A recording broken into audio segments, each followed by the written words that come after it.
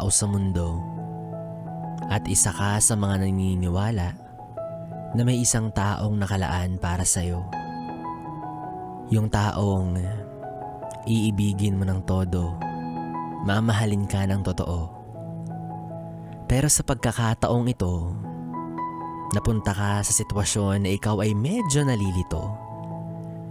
Kasi sa pulutong ng libo-libong tao sa mundo, yung inaakala mong isang tao lang ang darating sa'yo, sa hindi inaasahang pagkakataon, dalawa ang napaibig mo. May dalawang puso ang nagtutunggalian upang maipanalo ang puso mong dahilan ng kanilang laban. Litong-lito ka na kung sino ba ang karapat-dapat sa kanila. Kasi naninindigan ka sa iyong tamang paniniwala na dapat isa lang at hindi pwedeng dalawa. Pero tila ang bawat isa sa kanila ay kinakikitaan mo ng potensyal. Dahil sa pakiwari mo, ay pareho silang tapat kong magmahal. Pareho mo silang tipo.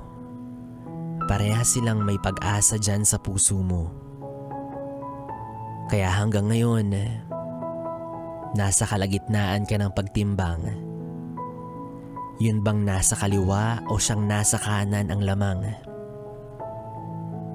Pero sino pa man ang piliin mo sa dalawang yan, alam ko naman na ang intensyon mo lang ay ang seryosong pagmamahalan. Kaya kahit pa alam mong may isang masasaktan, kakailanganin mong ipagtapat sa kanya na hindi siya ang nagogi sa laban. Kaysa naman iparanas mo sa kanya ang pag-ibig na salawahan.